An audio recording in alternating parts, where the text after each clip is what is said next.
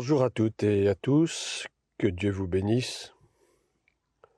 Nous sommes aujourd'hui le mercredi 15 décembre 2021 et je reviens vers vous aujourd'hui pour vous parler de la situation de l'Église de Jésus-Christ dans les temps que nous vivons.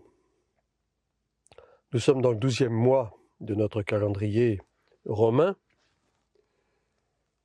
et nous arrivons pratiquement à l'aube de 2022 qui sera une année, n'en doutons pas, assez difficile, non seulement sur le plan politique, bien sûr, sur le plan social, sur le plan économique, mais également sur le plan spirituel. Les chrétiens, effectivement, vont de plus en plus être malmenés, si je puis dire, dans leur foi. Beaucoup vont se laisser séduire et vont accepter, de gré ou de force peut-être, ce que le gouvernement va vouloir imposer à l'Église, va vouloir imposer aux chrétiens, va vouloir imposer à la société d'une façon générale. Mais bien que nous soyons disciples de Christ, nous n'en sommes pas moins citoyens et nous faisons donc partie de la société humaine. Par conséquent, nous sommes concernés également par tout ce qui se passe au niveau gouvernemental, au niveau de l'État et bien sûr au niveau des événements mondiaux. 2022, je le disais, sera une année difficile parce que, n'en doutons plus, les choses ne vont pas aller en s'améliorant. Je dirais qu'au contraire, elles prennent une tournure de plus en plus flagrante du point de vue prophétique. C'est-à-dire que les choses s'accélèrent de façon à ce que l'élite mondiale est extrêmement soucieuse d'imposer le plus rapidement possible son gouvernement mondial, son nouvel ordre mondial pour certains, dont on parle déjà depuis des années, depuis pratiquement une trentaine d'années. On parle de ce gouvernement mondial, de ce nouvel ordre mondial. L'essayiste, le penseur Jacques Attali en parlait déjà dans les années 70. Et nous savons que les choses sont en train de se mettre en place tout doucement, graduellement, mais d'une façon certaine. Et que fait l'Église dans tout ça? Quel est son rôle? Plutôt devrais-je dire, que devrait-elle faire et qu'elle ne fait pas? Je vais vous le dire après avoir lu ce passage que j'ai choisi dans le livre du chapitre 3 d'Ésaïe, du prophète Ésaïe, à partir du verset 16 et jusqu'au premier verset du chapitre 4. Donc Ésaïe chapitre 3, verset 16 jusqu'au verset 28, 26, et chapitre 4, premier verset. Je lis la parole de Dieu. L'Éternel dit : « Parce que les filles de Sion sont orgueilleuses, et qu'elles marchent le cou tendu et les regards effrontés, parce qu'elles vont à petits pas et qu'elles font résonner les boucles de leurs pieds, le Seigneur rendra chauve le sommet de la tête des filles de Sion, l'Éternel découvrira leur nudité. En ce jour, le Seigneur ôtera les boucles qui servent d'ornement à leurs pieds, et les filets et les croissants, les pendants d'oreilles, les bracelets et les voiles, les diadèmes, les chaînettes des pieds et les ceintures, les boîtes de senteurs et les amulettes, les bagues et les anneaux du nez, les vêtements précieux et les larges tuniques, les manteaux et les gibecières, les miroirs et les chemises fines, les turbans et les surtouts légers. Au lieu de parfum, il y aura de l'infection. Au lieu de ceinture, une corde. Au lieu de cheveux bouclés, une tête chauve. Au lieu d'un large manteau, un sac étroit. Une marque flétrissante au lieu de beauté. Tes hommes tomberont sous le glaive et tes héros dans le combat. Les portes de Sion gémiront et seront dans le deuil. Dépouillée, elle s'assiera par terre. Chapitre 4. Et 7 femmes, notez bien, 7 femmes, saisiront en ce jour un seul homme et diront : nous mangerons notre pain et nous nous vêtirons de nos habits. Fais-nous seulement porter ton nom. Enlève notre opprobre. Alors pourquoi est-ce que j'ai choisi ce passage ? On nous parle ici des filles de Sion qui sont orgueilleuses. En fait, il s'agit d'un jugement de Dieu contre les femmes de Jérusalem. Alors c'est ce que l'entête de ce chapitre nous dit. Jugement de Dieu contre les femmes de Jérusalem. On parle ici des filles de Sion qui sont orgueilleuses, qui marchent le cou tendu, les regards effrontés, etc., avec des tas d'ornements, des tas de bijoux, des tas d'attraits physiques, c'est-à-dire qu'elles se parent de tas de choses pour attirer le regard, et en même temps, elles se rendent orgueilleuses à cause de leur beauté. Mais voici ce que le Seigneur dit, l'Éternel dit, qu'il va découvrir leur nudité. Parce qu'en réalité, sous cet aspect physique très séduisant, ces bijoux, ces vêtements de prix, eh bien, en dessous, il y a de la nudité. Et j'oserais dire que je comparerais ces filles de Jérusalem à l'Église de notre temps. Vous savez que on considère toujours la femme comme étant une image de l'Église. Et à ce titre, donc, je pense que ici le prophète Ésaïe parle bien sûr des filles de Jérusalem, des femmes juives qui sont orgueilleuses. Et on pourrait prendre ce passage aussi pour parler du problème de la tenue des femmes dans l'Église, mais c'est un autre problème, c'est un autre sujet que je n'aborderai pas ici. Mais je prendrai ce passage en rapport avec l'Église, les Églises et l'Église d'une façon générale. Pendant bien des décennies, je dirais même pendant des siècles, l'Église s'est complue dans une sorte d'apparence trompeuse, séduisante, attirante, dans le but d'en attirer le plus grand nombre. Et c'est exactement ce qu'a fait l'Église catholique romaine depuis que l'empereur Constantin, en 313, a promulgué le fameux édit de Milan, qui a donc fait que l'Église romaine est devenue l'Église de l'État. Le catholicisme, catholique qui veut dire universel, je le rappelle, le catholicisme est devenu, à partir de 313, la religion d'État. Ce qui veut dire que l'empereur lui-même se désignait comme représentant de Dieu sur terre. Est-ce que c'est ce que nous trouverons exactement plus tard lors de l'avènement des premiers papes, les papes de Rome, qui se considèrent, et d'ailleurs une maxime en latin le dit, qui se disent vicaires de Christ. En fait, vicarius filii Dei, ça veut dire vicaire de Christ, c'est-à-dire qu'ils se prennent pour les représentants de Dieu sur terre. Autrement dit, ils se prennent un peu comme représentants de Christ lui-même. On comprend bien que cela est complètement anti-biblique et complètement faux.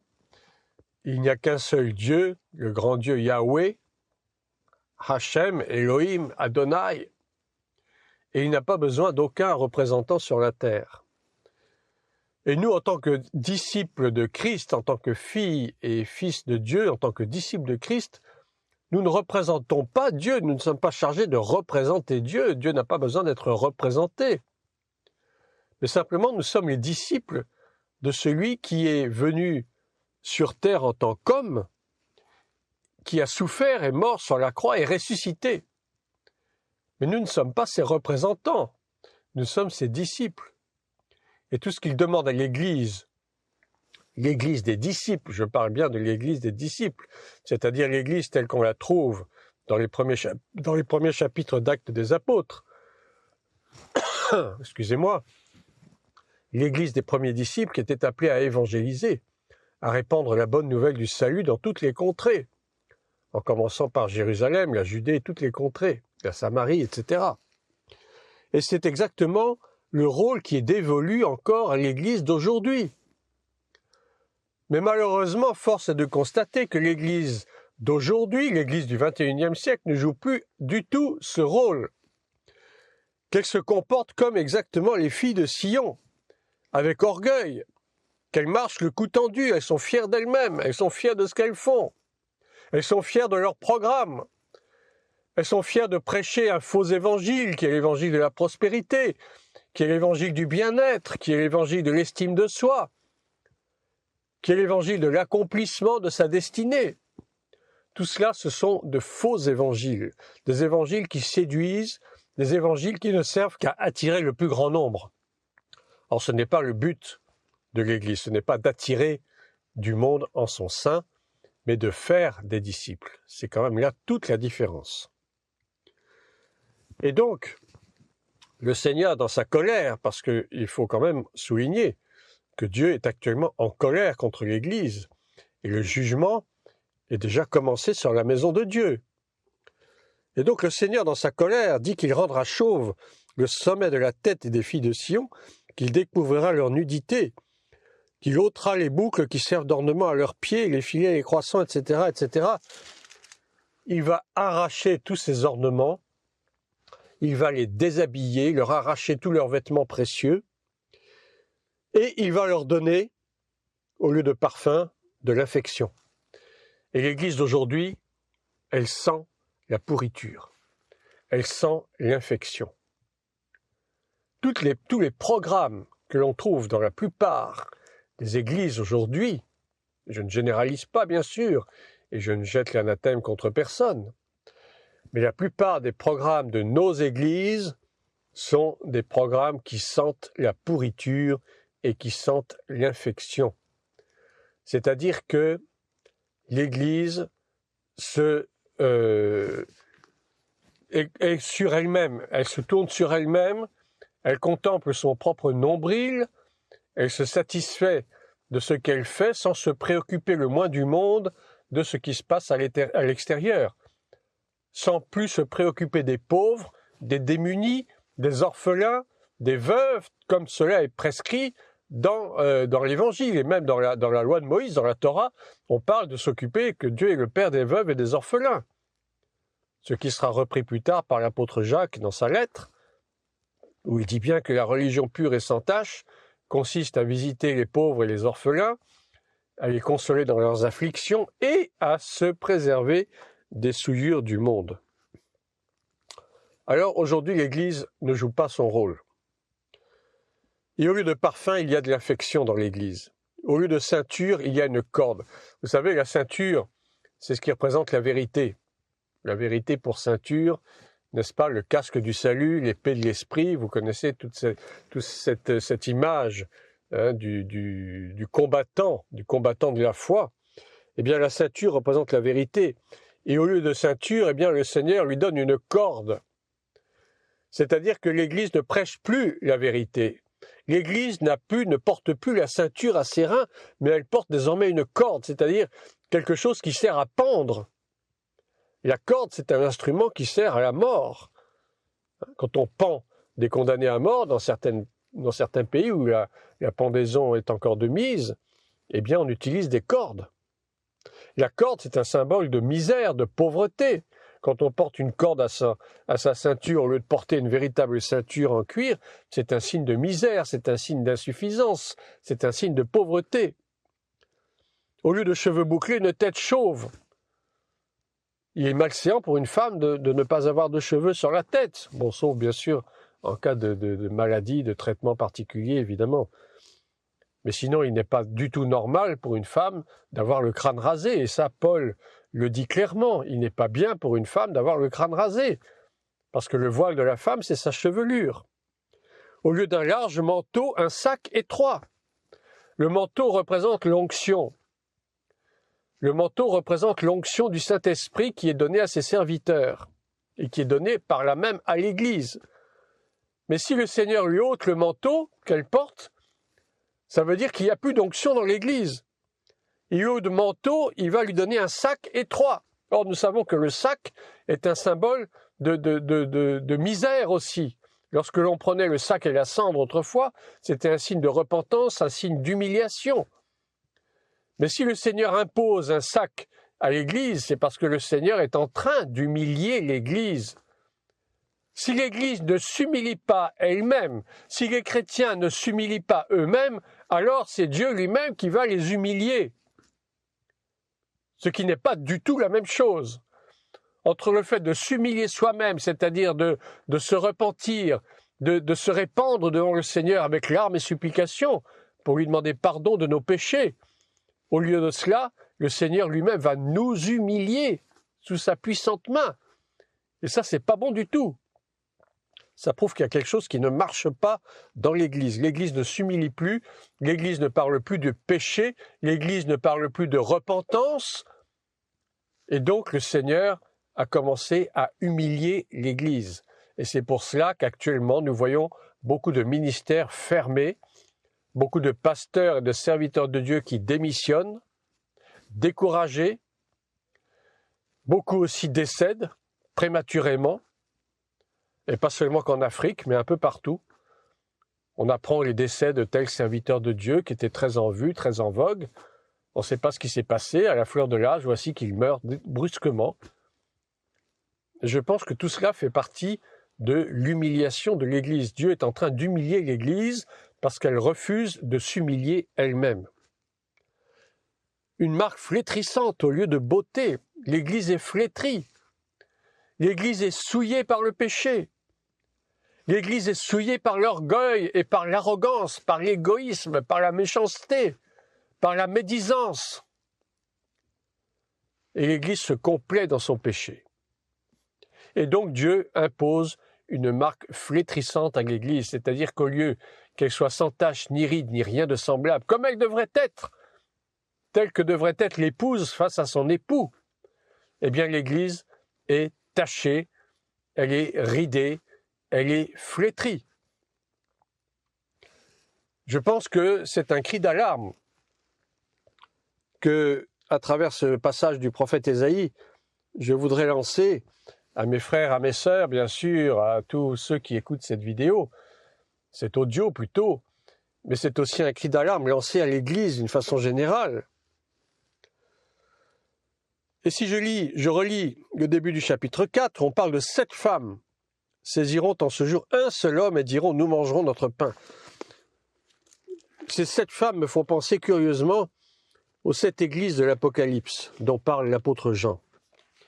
Vous savez que dans les premiers chapitres, Jean retrace ce que Jésus va dire aux églises, aux 7 églises d'Asie, c'est-à-dire à l'église d'Éphèse, l'église de Smyrne, de Pergame, de Thyatire, de Sardes, de Philadelphie et de Laodicée. Jésus s'adresse à chacune de ces 7 églises nommément et particulièrement.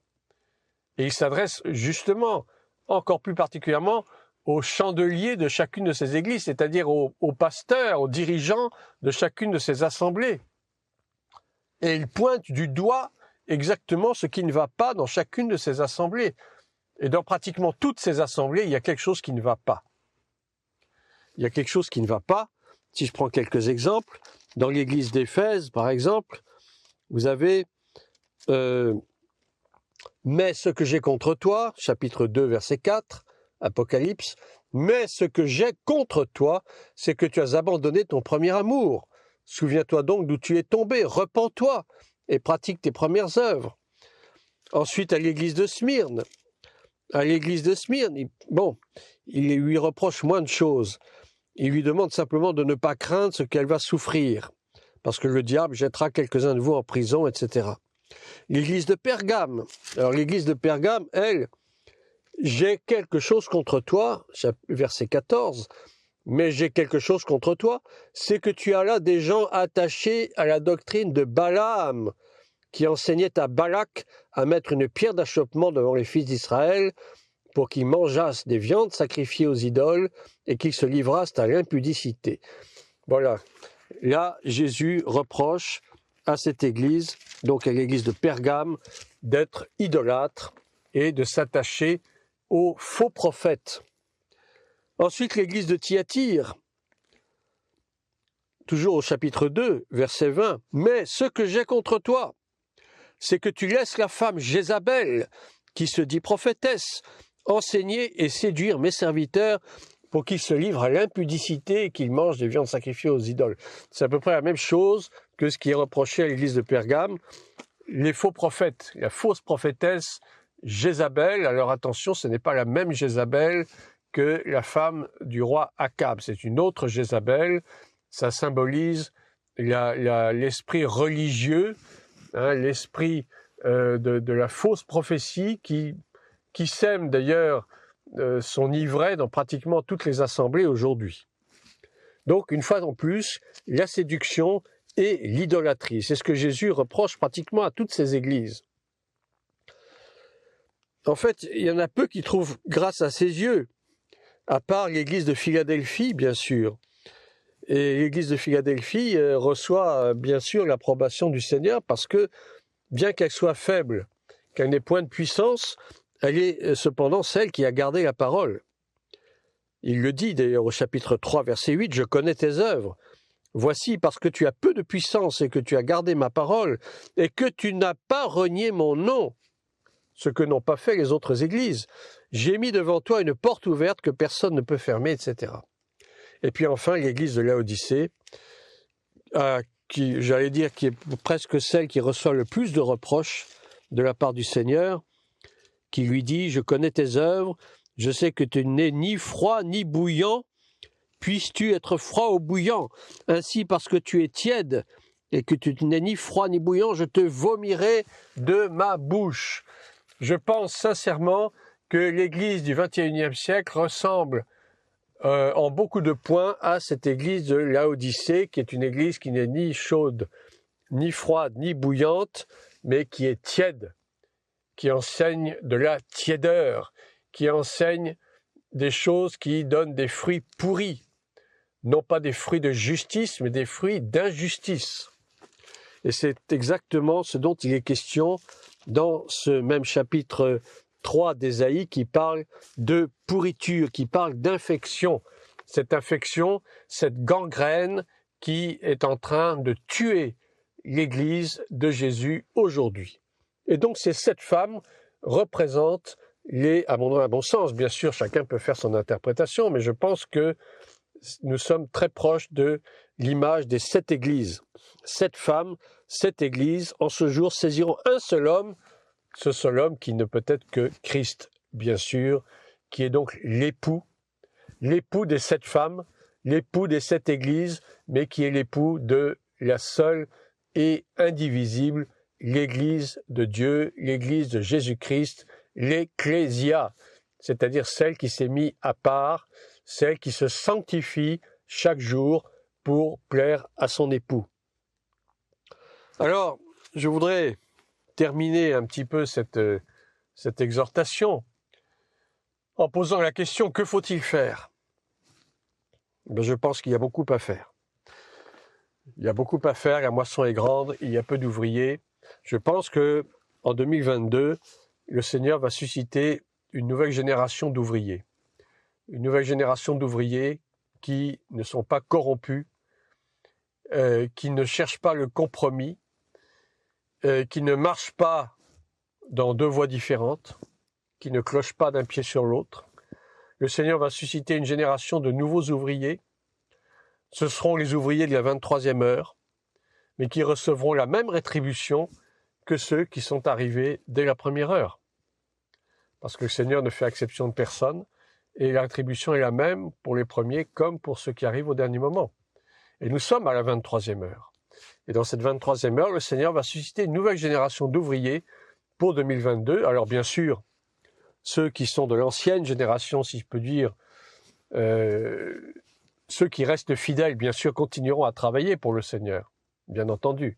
Le Seigneur ne va pas retrancher toute l'ancienne génération. Ceux qui sont demeurés fidèles et qui continuent à prêcher le véritable évangile, la véritable parole de Dieu, continueront à travailler pour le Seigneur. Mais tous ceux qui ne seront plus trouvés fidèles, alors ceux-là seront jetés dehors. Ils seront jetés dehors, le Seigneur se débarrassera d'eux. Parce qu'ils sont en train de pourrir l'Église, ils sont en train de répandre l'infection et la gangrène dans l'Église.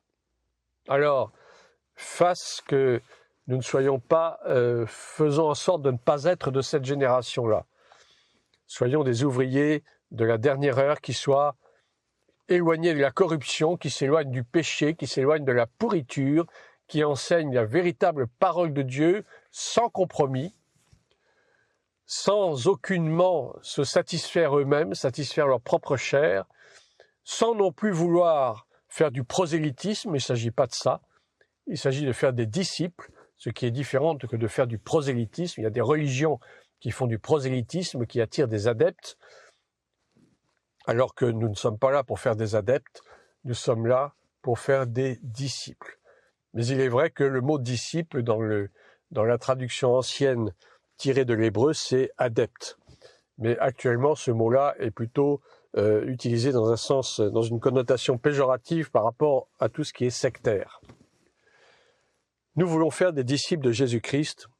C'est la dernière heure et nous sommes appelés à travailler pour le Seigneur d'une façon, j'allais dire, presque très rapide. Parce que les choses vont aller en s'accélérant, ce que je disais au début. Le monde ne va pas changer en bien. Au contraire, il va s'enfoncer de plus en plus dans le mal. Nous voyons très bien par l'actualité ce qui se passe actuellement. Et le Seigneur a besoin de lever une nouvelle armée pour 2022, pour les années qui vont suivre. Parce que nous ne savons pas quand le Seigneur va revenir, nous ne savons pas quand l'Église sera enlevée, puisque les 7 années de tribulation, de la grande tribulation, de la tribulation, n'ont pas commencé. Il manque encore quelques éléments pour que le Seigneur puisse revenir. Mais en attendant, il nous faut travailler, il nous faut être à l'œuvre, bannissons la paresse, bannissons la nonchalance de nos vies et soyons des hommes et des femmes avertis qui, comme des guerriers, sont équipés pour cette guerre finale, parce que c'est une guerre dont il s'agit maintenant. Nous ne combattons pas contre la chair et le sang, mais nous combattons contre les dominations, contre les esprits méchants dans les lieux célestes. Toute cette pandémie, c'est une guerre spirituelle qui est déclenchée. Et il faut que l'Église combatte le bon combat. Comme Paul le disait à Timothée, combat le bon combat. Lui-même a combattu le bon combat avec les armes spirituelles, non pas avec des armes charnelles. Tout ce drame sanitaire que nous vivons depuis 2020 est un combat spirituel essentiellement, et il nous faut combattre avec des armes spirituelles. Les hommes veulent instaurer leur nouvel ordre mondial, mais ça c'est leur idée à eux, c'est leur plan à eux. Ils ne veulent qu'une chose, c'est précipiter les choses, précipiter les événements pour que ce soit fait le plus vite possible. Mais est-ce que c'est vraiment la volonté de Dieu ? Le calendrier de Dieu n'est pas le calendrier des hommes, une fois de plus. Et je pense que par notre intercession, par nos prières pour nos nations, la prière pour nos familles, et ce combat spirituel que je vous invite à commencer maintenant, eh bien, nous pouvons retarder les choses. Parce qu'il y a encore des âmes à sauver. Il y a encore des milliers, je dirais même des millions d'âmes qui ne connaissent pas le Christ et qui ont besoin d'être sauvées.